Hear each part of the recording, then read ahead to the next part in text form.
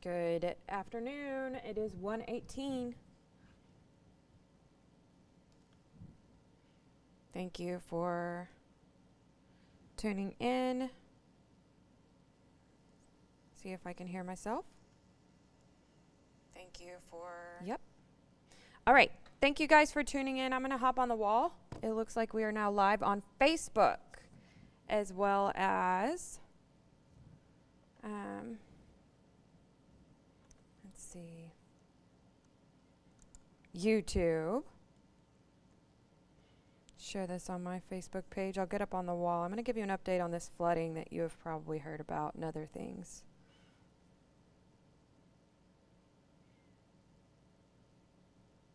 All right. Allow a few people to join here.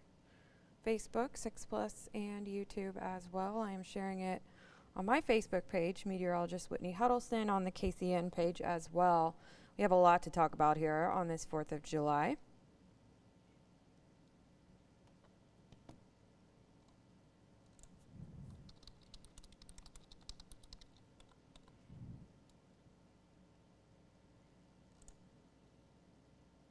Alrighty, so good afternoon, you guys. Feel free to post comments there on Facebook. Let me know what you're seeing as well, especially if you are in areas that are seeing flooding.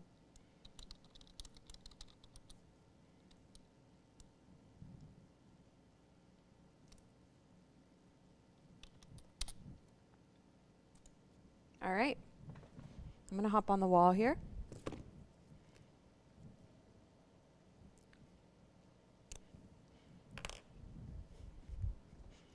Keep my phone here by me. We're not on air, so a little more laid back. But good afternoon, you guys. Thank you for tuning in again. If you're just joining on Facebook 6 Plus or my Facebook, I know I don't look completely ready here. I was trying to rush in. I got soaked twice trying to get here. I had my kiddos at the parade today, but kind of a gloomy 4th of July for multiple reasons. Literally the weather, also hearing of the fatalities because of flash flooding down in the hill country, just devastating down there. I will update you everything I've heard and know of here over the next few minutes or so. Happy 4th of July, though. It has been an interesting 4th of July weather-wise, for sure. Pretty unusual when we have thunderstorms like this, low temperatures like this, and this particular system is an odd one. It's slow moving. It has been drenching the big country in some of our far western counties since Monday, and some of them received an additional 10 to 14 inches of rain overnight into this morning. So think tropical-like torrential downpours for hours and hours and hours. Already saturated soils, already, these rivers, these tributaries flowing into the Colorado River. And in the hill country, of course, with an elevation that does this, it is just primed up for flash flooding, especially, again, with them receiving rain all week. And they were in a drought, a lot of them. And so when you get it all at once, this can happen. It happened Memorial Day. I think that might have been 10 years ago this year down in Wimberley, and is unfortunately happening again down in the hill country right now. Now, here in our counties in central Texas, it has primarily been a slow burn. It has been rounds of rain that are relatively light throughout the day today, but we have some moving into our central counties right now. I will go over radar. Obviously a weather impact day due to what's going on, disruption in your plans. Now, I went to Belton's parade this morning. I know Woodway's was canceled. Belton's ended up happening. And they started it right on time. Usually they're a little lagged, and those cars were moving. Those floats were moving. And so they got it in and did end up finishing the parade. It was fabulous, by the way. Good parade there in Bell County today. Obviously, it is raining in Killeen. Winds are moving nicely right now, and I'm not sure which way they're blowing due to these thunderstorms moving through. Looks like out of the south-southeast at 13. I just wasn't sure which way this camera was facing, but pouring in Killeen right now, as you can see. Standing water for sure on our roadways here in Temple as well. You can see it is raining right here. Traffic on I-35 is moving slow. If you're wondering, I just did that. And per the usual, it's moving slow in Belton where I experienced it, but the rain is adding to it. So certainly want to allow a little extra time wherever you're headed out this afternoon. So no severe thunderstorm warnings. That's good. But it's about the flash flooding to our west right now is the primary concern. And all of this is lifting up and very slowly going from west to east. So some of our central counties that have just had, like I said, a slow burn, the very slow rain that hasn't really caused flooding issues. That is a little bit of a concern as we head on into the evening hours. And that system over the next few hours drenches areas that may have already gotten rounds of rain this week that are a little closer to I-35. So I'll get to that here in a second. It is only 82 degrees, you guys. Today, July 4th, is the average first day that Waco's airport reaches 100 degrees. So obviously, we are well above the norm right now. Rain, cold air everywhere pretty much today, with the exception of Bryan College Station and Hearn. But you can see west of I-35 where rain has been falling. 73 is the actual temperature in Burnett right now. 77, Goldthwaite, Hamilton. 82 Temple, 84 Waco. So definitely unusual on that front. Feels, the reason it's saying this, especially east of I-35 where it's not raining, is the humidity. Absolutely. It is so humid out there. I did not even try with my hair today. And then I got soaked, like I said. But slow moving, spinning system. I've had people screenshotting, you know, all the different weather apps, radar apps. And one of them had this weird spinny thing, and people have been sending it to me all morning. Sometimes those apps can do that. But you can see this low pressure system kind of spinning there in the big country to the east of Junction. Okay, so now's where I'm going to slow down. I'm going to give you the full picture, everything that, because I have some time here. I'm not on air until 5 p.m. It is 1:25, so I'm going to tell you everything I've heard about the ongoing flooding to our west, and then we'll kind of zoom in and show you as storms are approaching I-35. Again, not severe, but brief heavy downpours, thunder, lightning, so you want to move indoors. Especially, I will, before I go into this, everything I've heard about what's going on with the flash flooding. If you are headed to Austin, if you're headed south on 35 from McLennan, Bell County, surrounding areas, noting that this is very heavy rainfall that is moving into Round Rock, Williamson County right now. We'll quickly move into eastern Bell County, near Killeen as well, moving towards Belton, Salado right now. Killeen, we just looked at that camera, it's pouring. Waco as well, some moving into McLennan County. So moving into very populated areas is potentially some drenching rainfall. With this tropical type rain that has been falling this week, I would not be surprised if some of us rack up 2+ inches of rain here in the coming 2-3 hours or so before things start to dwindle down. I think you're still good to go for fireworks, but it's going to be a few hours before this starts to slow down and clear out. It is very slowly, by the way, this low pressure system pushing from west to east, but it has just been drenching the hill country, like I said, in big country. So let's slow down here, show you a couple of things on radar. I'm going to zoom into the hill country right here, and I'm going to talk elementary is what I call it, by the way. If you're in Williamson County again, Salado, Gerald, Georgetown, probably about to pour at your houses and on the roadways. That is I-35 that I'm pointing to here. But when I say hill country, I am typically talking about just to the southwest of our viewing area. And again, I'm talking as if there are people watching this that aren't familiar with the regions. Kerrville, that I'm pointing to right here, is where about 5 a.m. this morning, when I woke up this morning, it was in the 5 o'clock hour, and I saw there was what they call a PDS warning. When they see PDS, if you ever see that verbiage or hear it anywhere, pay attention, because that's life-threatening weather. You see a PDS, it's a particularly dangerous situation warning, and they only issue those, the National Weather Service, when there is something very, very bad, life-threatening type of weather, like a large tornado on the ground, or like catastrophic flash flooding that was about to happen on the Guadalupe River down there outside of Kerrville, Comfort areas. So I have a friend that's camping in Junction, a little further to the west. That's a couple of hours away, several hours away if you're driving from Bell County over to Junction. It's a couple of hours to our west and southwest. So these rivers sort of go like this in this general motion, right, in direction. And a lot of them flow eventually into the Colorado River. The Guad is a pretty big one, and several streams flow into it as well. Now, where I just pointed at Kerrville is where they started to say there is some catastrophic flash flooding ongoing. Now, this is where a lot of people camp. There are beautiful, clear streams and rivers located between Kerrville and San Antonio. Unfortunately, when it flash floods there, it is no joke. It can go from inches, I'm talking down by your ankles, to 15, 20 feet up within minutes. And the water comes like a wall. So when they ever say a wall of water, it literally means like boom, the force just incredible. If you had a huge truck, it would just toss it, you know, like it's a little toy truck or something. And so I've been hearing Kerrville and the surrounding areas, basically anywhere in this circle here I'm drawing, but especially the Guadalupe is where I've been seeing footage all day, that they woke up to this catastrophic flash flooding, and so they've had warnings galore.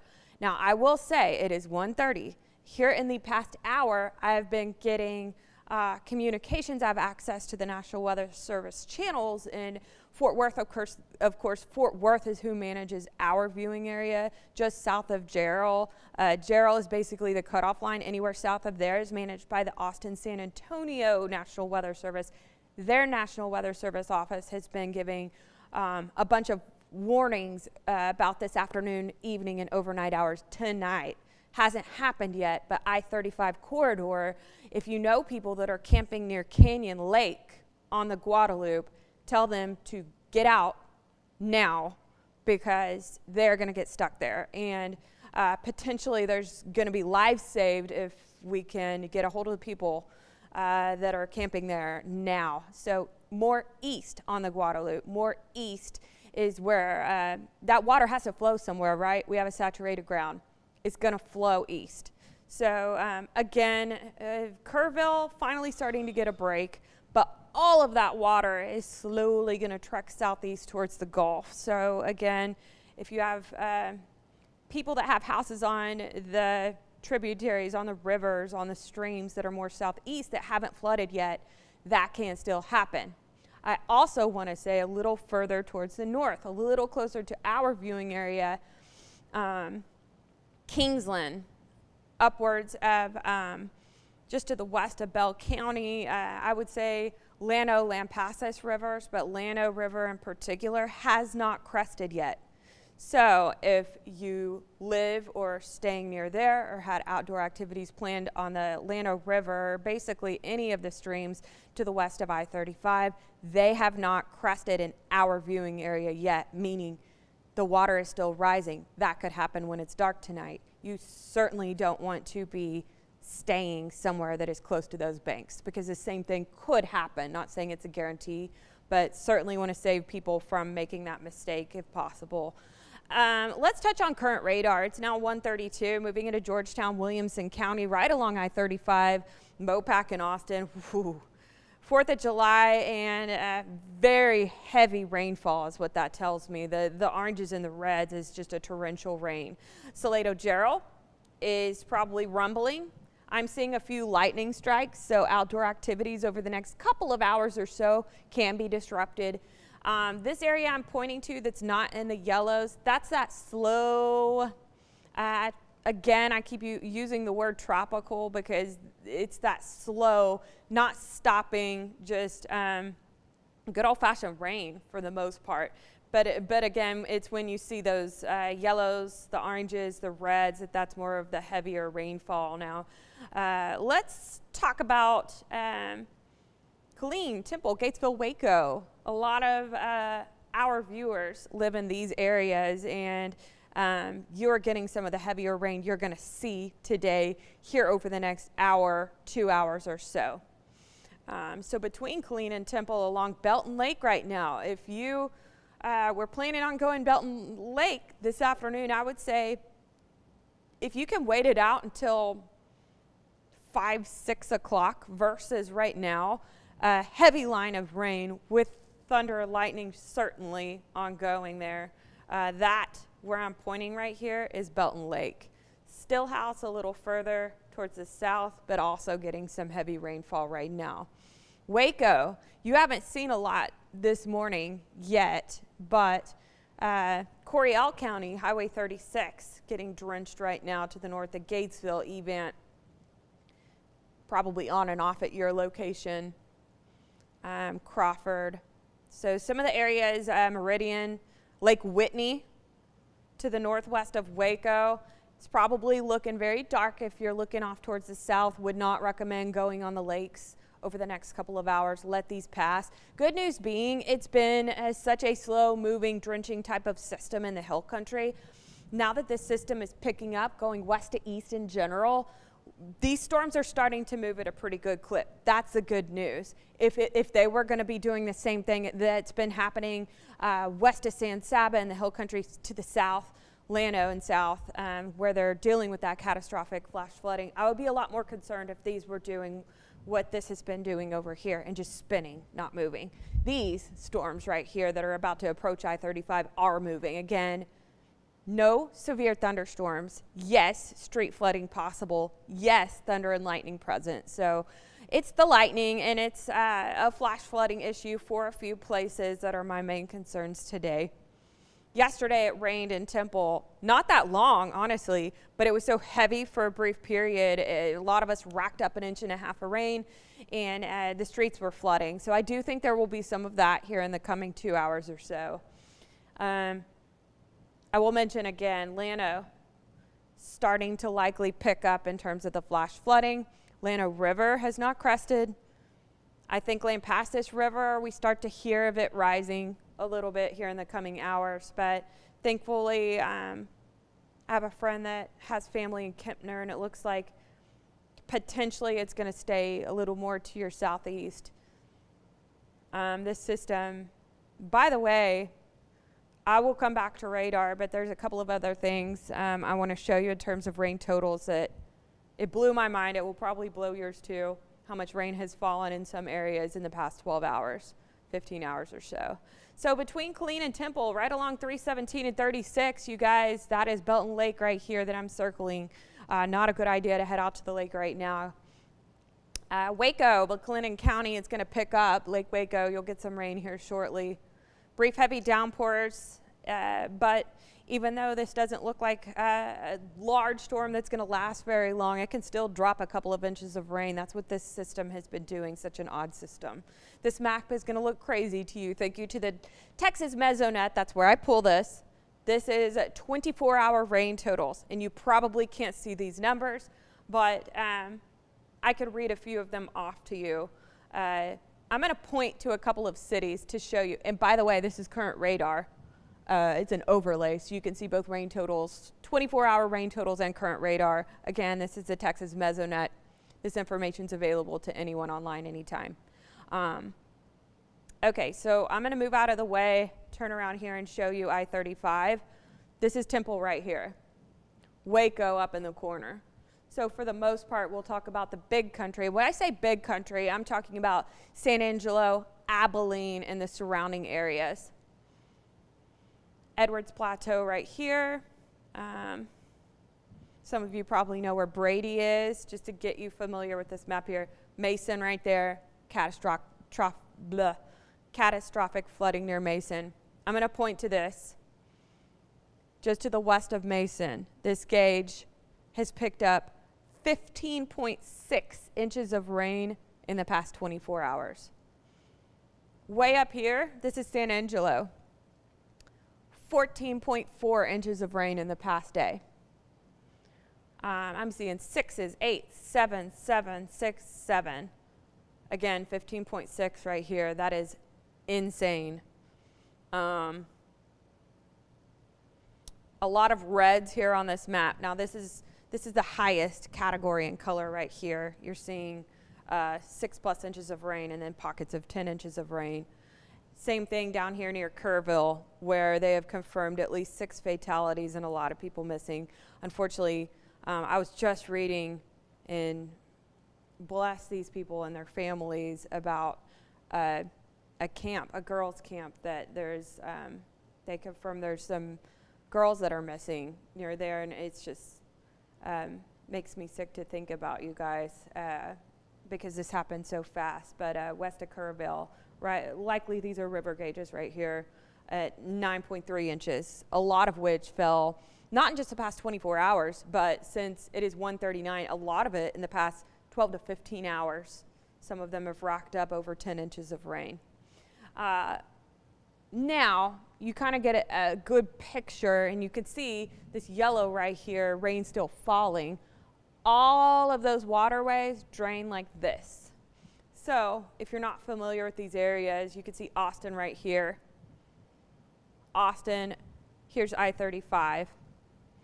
And all of this water is slowly going to flow into the bigger rivers, such as the Colorado. So one more thing to mention, since I'm really dragging this out long, is all of this water is eventually going to head into lakes and flow towards the Gulf, right? Well, a lot of the Texas Hill Country lakes, and it's so horrible what is happening with the flash flooding, but a very good thing for the lakes. So Canyon Lake has been sitting half empty.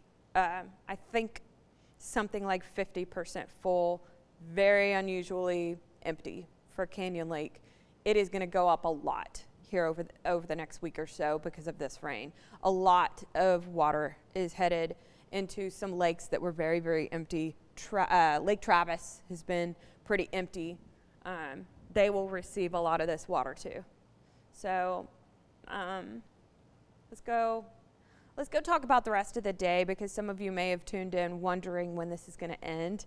Right now, 1:40. You can see this model is picking up all that heavier activity that is pushing towards the I-35 corridor. So this one wants to keep it going for several hours at least. Let's look at this timestamp right here. I'm going to show you two models. This one starts to show it peaking late afternoon and then headed east of 35 and northeast by right around dinner time before fireworks. In this model, we call it the HER, has it basically clearing out by right around when you'd be doing fireworks when the sun goes down tonight. Now, yesterday or 2 days ago, most of the work week, it looked like Saturday, tomorrow is dry.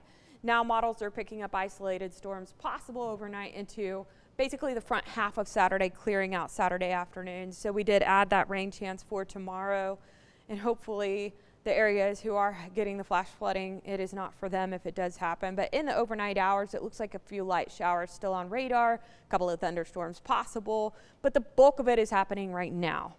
It's going to generally start to slow down. We wake up tomorrow, we may have a few isolated showers in the area, and then it looks like, I'm hoping this doesn't happen, where, you know, there's areas to our west that are trying to recover from the flooding and get more rounds of rain, but it's certainly possible.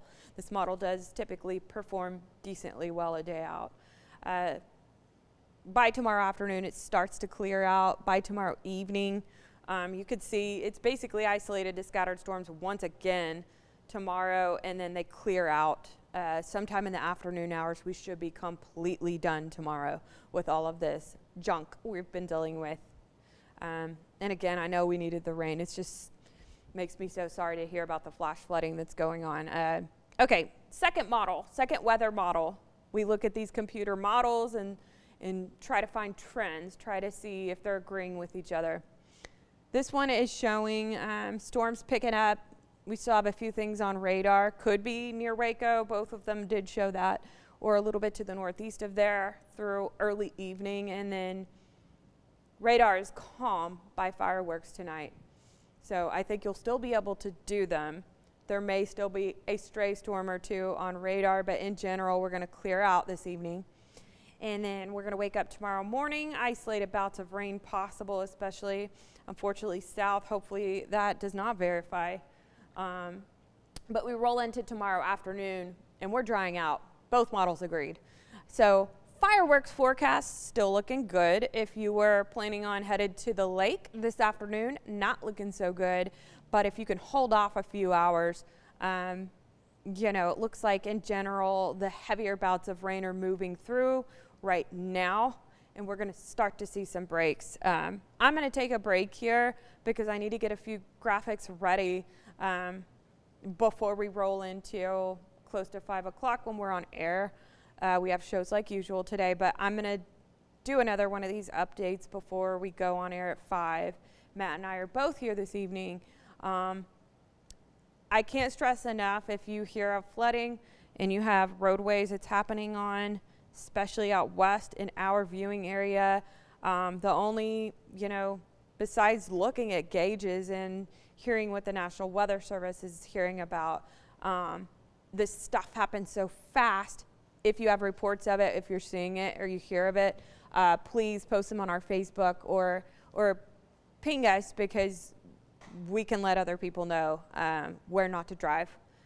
Just because, again, especially county roads, things of that nature that are, it's saturated, roadways, waterways going up in the coming hours. I don't think we're fully done with the flash flooding threat. So, yeah, definitely let us know what you're seeing. If you're still on Facebook or joined late, I will do another update, but storms moving through. They're not severe, but may disrupt your plans here over the next few hours or so, especially as we're getting some heavy rain in the area. Thank y'all if you hung in this whole time, and I hope you still have a good 4th of July.